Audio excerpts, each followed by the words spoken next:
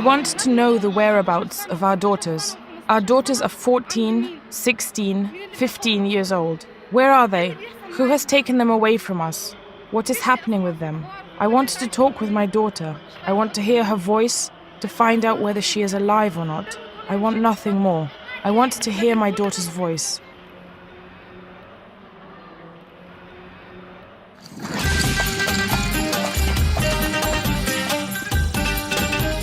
Egypt is most often associated with ancient history, pharaonic dynasties, the pyramids and tourism. Few holidaymakers to Egypt notice what lies concealed behind the facade of this ancient paradise.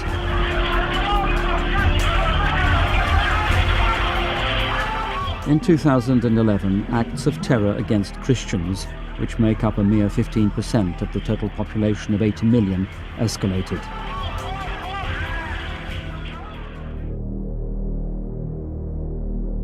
Perhaps the most horrific and hidden aspect of contemporary Christian persecution is the abduction and forced conversion of underage girls. Instances of forceful conversions to Islam have been prevalent in Egypt since the beginning of the 1990s, ever since Islamic and Sharia groups began to spring up. These incidents took place under the patronage of the National Security Agency. After the revolution and the disbanding of the agency, Salafists began acting in accordance with their own aims. After the revolution, we noticed how their interest turned towards 11, 12 and 13-year-olds. There is a whole group of girls this age who have totally disappeared. One of such abducted Egyptian Christian girls is 14-year-old Nadia Said Makram, who vanished while visiting a church. I led her to church. When the church service began, I went outside for a moment. On my return, Nadia was gone. We went outside and searched the streets. Then we came back to church, but she was nowhere to be seen. And then they suddenly told me, "Your daughter has been kidnapped."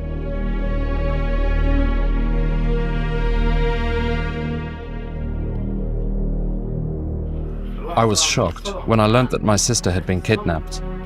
We turned the world upside down. With our friends, also Christian, from work, we ran left and right. We searched in all sorts of places, in hospitals. We were well shocked. We later found out that they had kidnapped her because she was a Christian.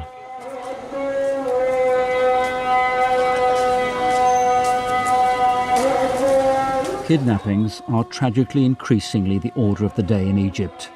Young Christian girls are taken away to unknown destinations where they suffer multiple rape, are drugged, and then after a few weeks of torture, coerced and blackmailed to convert to Islam. If a young Christian girl disappears in Egypt today, then it is more than likely that in a month or two she will appear in a video clip, admitting that she has become a Muslim of her own free will. The moment she makes such a declaration, she officially becomes a Muslim, and her Christian family lose all rights to her.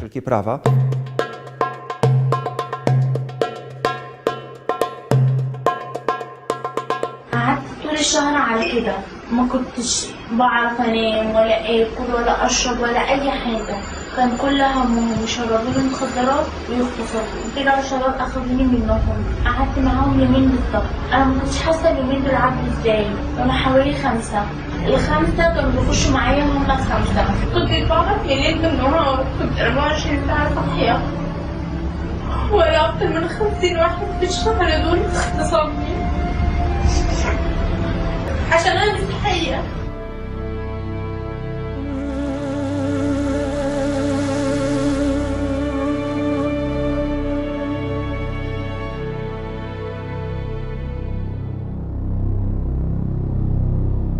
It is alleged by local Christians that not only do the local Muslim authorities do nothing to protect these young women, but often tacitly accept these kidnappings as part of a larger regional call to Islam. These acts are also financed by Islamic backers from outside Egypt. A young girl fetches from 20 to 100,000 Egyptian pounds, depending on her looks and social standing. Od urody tej dziewczyny i jej statusu społecznego. Though the detention sites where the young Christian girls are imprisoned are sometimes known, the local police are silent in face of these crimes. Nadia Said's parents have, from the day of her kidnapping, unsuccessfully demanded that the Egyptian police act to uncover the perpetrators of the crime. The drama is all the more poignant as the whereabouts of the 40-year-old male behind their daughter's kidnapping is well known. I went to report the kidnapping to the public prosecutor's office. The police came to my house and roughed us up and searched our home. I was forced to leave because the chief prosecutor quite literally told me, "We will finish you off." I should have stayed put and quiet. Though I know the kidnapper, I should nevertheless not level any charges, but quite simply accept a missing persons inquiry. I must accept my daughter's kidnapping or leave.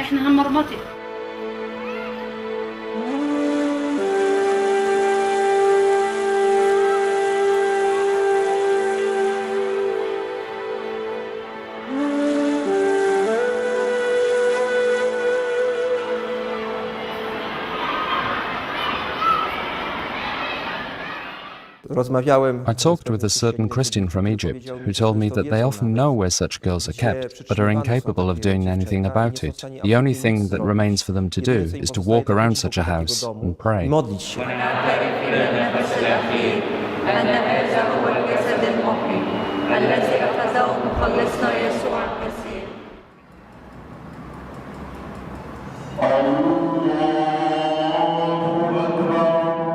The kidnapping of young Christian girls and their forceful conversion to Islam leads to a number of other dramatic consequences. In the light of Egypt's new constitution, inspired by Sharia law, reversion to Christianity following a conversion to Islam, freely or by coercion, is practically impossible. The most extreme punishment for apostasy from Islam is death. As relates to the return of people to Christianity, we have lodged 5,000 petitions for the single purpose of regaining a Christian's right to return to Christianity. Of course, such acts are not bereft of problems, difficulties and the harassment by fanatics when they find out that, having converted to Islam, they now want to return to Christianity.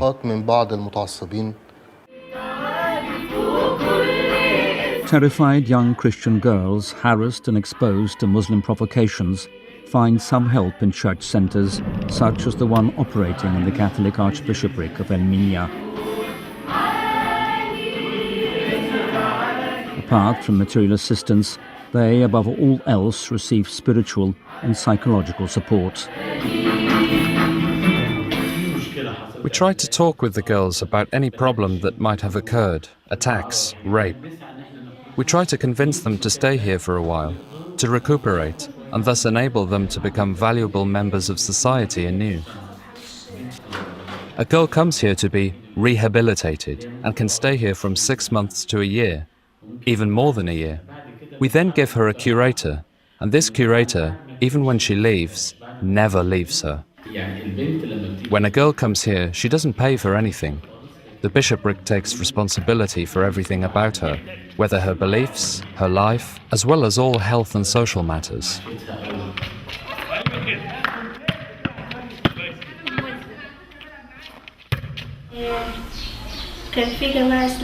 There was a group of Muslims set on kidnapping me. That is why I am here.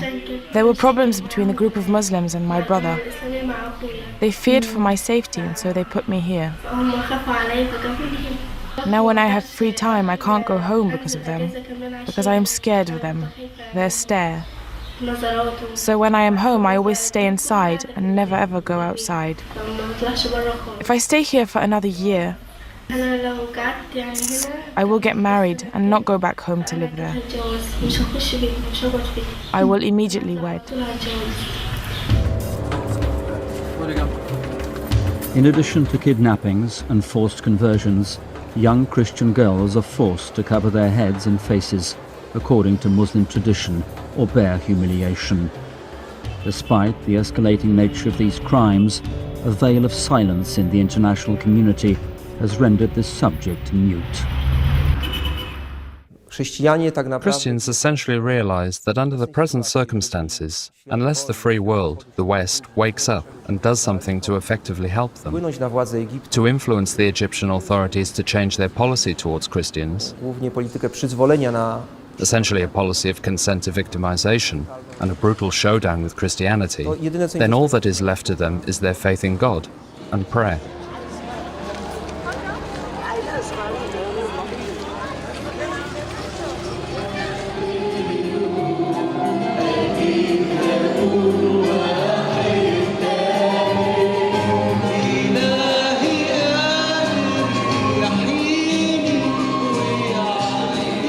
المسيح يسوع ربنا لأن لك الملك والقوة والمجد إلى الأبد أمين انصرفوا بسلام وسلام المسيح فليكن مع جميعكم.